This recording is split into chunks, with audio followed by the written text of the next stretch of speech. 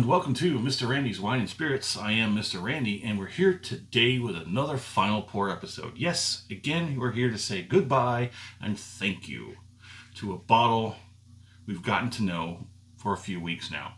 If you're new to the channel, hello and welcome. I don't know what else to say to that.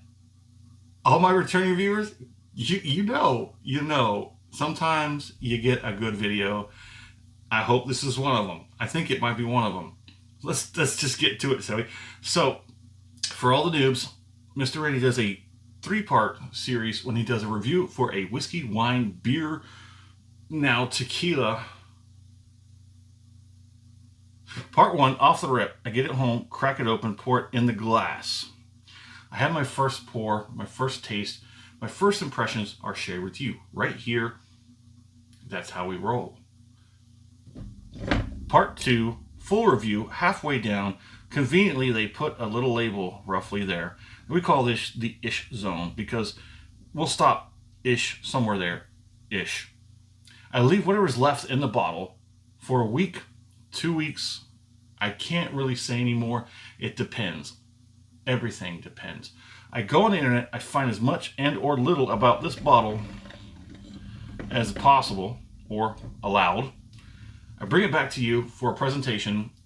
We talk about it, I rate it, we drink it. Part 3, down here, the final pour, where we're at today. We take the final pour, thusly named, put it in the glass, compare it to the first pour from off the rip, and everything in between. So this is the Sauza 100% agave. This is the Signature Blue series. This is the Reposado. It's dry. It's really dry here in Texas right now. We're about to get some rain. It's dry. I need to break out the humidifier, but everything's getting packed, so why am I unpacking? Anyways, it is 40% alcohol by volume. This is my second tequila. The first one was the Blanco. These things are very spicy. I got them on sale for $10. Normally in my area, these run for about $30 out the door. Somewhere between 20 and 30.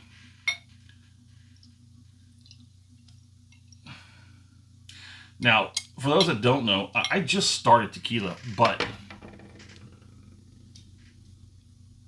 there are different variations. There's a regular, the Blanco. There's a silver, a blue, and a gold. Just like rum. Rum has a gold and a silver and other sorts. This one is rested in ex-bourbon or ex-whiskey barrels. There's not a lot of information that I was able to find. Nothing particular specific about what whiskey, and whatnot. But here it is. The final pour. Excuse me. Oof. You see, it does have that sort of yellowish, brownish twinge to the color. And that is because it's been resting in the whiskey barrels. I found this relatively interesting. It smells like cacti. It has a sort of spicy cactus sort of. I remember the smell from my childhood. We're not going to go there. We're not going to go back there. Never go back. It's very peppery, and that is because it is neat. Now, I have come to discern that I am not drinking this stuff neat outside of these videos and the reviews. I will have these tequilas and tonic, just like I do with the gin and tonic, except I use a little bit more tonic water with the tequila. I was going to say taquitos. Tequilas. 1 tequila, 2 tequila, 3 tequila floor. That's math for you. Very spicy. Let's go ahead and get on that first palate.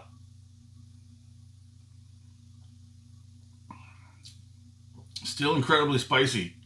It's peppery. Not as bad as off the rip. It's a little bit softened now. This last little pour has sat there for roughly a week, I think now. Very, very spicy, very peppery. If that's your jam, baby, let's roll. Let me get one more.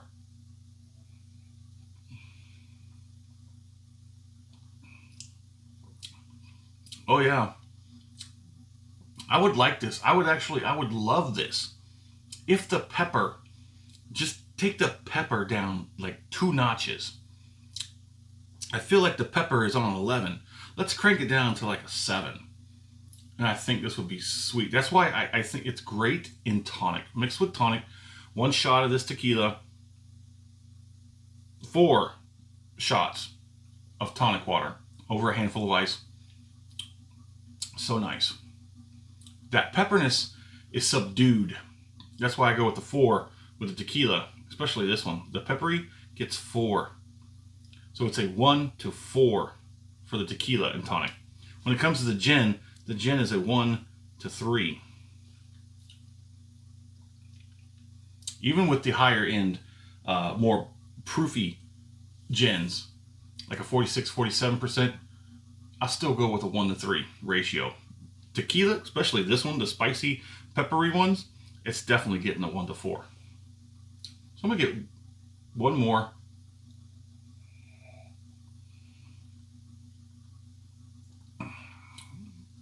Take a look at that. Let me do it proper like.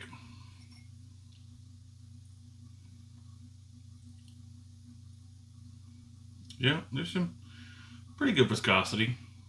It does transfer well to the mouth. Let's go ahead and knock this out and get on with our day. Let's do the finish.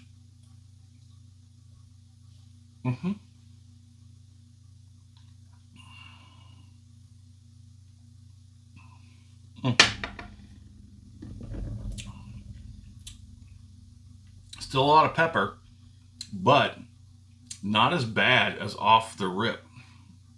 That thing was like, I just huffed a bunch of cracked black pepper. It's not even black pepper.